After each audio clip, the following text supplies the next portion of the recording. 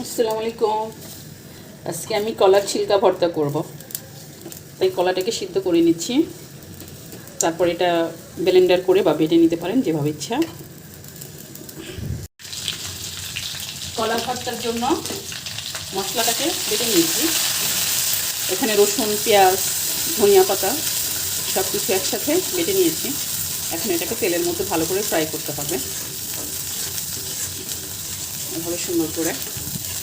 ভিডিওটা ভালো লাগলে অবশ্যই একটা লাইক, কমেন্ট, শেয়ার করবেন। আমি জানি না কে কে আমার মতো এভাবে কলার ছিলকা ভর্তা বানিয়ে খায়। আমি তো অনেকে এমনি খায়, মানে বাগার টাগার দেয় না, সেটা দেখেছি। কিন্তু আমি আপনার মশলাটা সম্পূর্ণ সব পেস্ট করে বেটে, আর কলার ছিলকাটাকে আমি বেটে নিয়েছি। তারপর এখন সুন্দর করে মশলাটাকে এভাবে ভেজে নিতে হবে। যখন সুন্দর একটা গ্রান আসবে, দেখুন মশলাটা ভাজা হয়ে গেছে। এখন এই যে কলারটা আমি যেটা সিদ্ধ করেছিলাম, ছিলকাটা আগে সিদ্ধ করে নেবেন, সিদ্ধ করে পরে বাটবেন।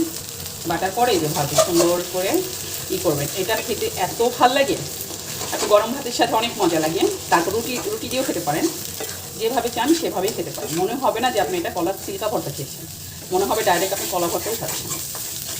এভাবে সুন্দর করে ভেজে নিতে হবে অনেকক্ষণ। এটার ভিতরে সব কিছু দেওয়া আছে, আপনারা এখন আর কিছু দিতে হবে না, শুধু এটাকে ভালো করে 10 মিনিটের মতো ফ্রাই করলেই হয়ে যাবে। ভর্তাটা রেডি। আমি অনেকগুলো তেল দিয়েছি, কিন্তু তারপর দেখেন তেল কতটা শুকিয়ে গেছে। দেখুন ভর্তাটা কিন্তু হয়ে গেছে। আর যারা খান নাই তারা অবশ্যই একদিন আমার মতো এভাবে বানিয়ে খাবেন, আর বলবেন কমেন্ট করে কীরকম হয়েছে ভিডিওটা।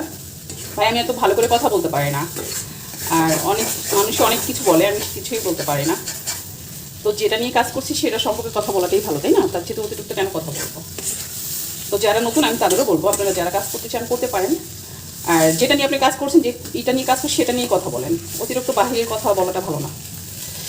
অনেকে ভিডিও দুদিনের জন্য ভিউর জন্য আসে, দুদিনের ভিউ দিয়ে আপনি কী করবেন বলেন?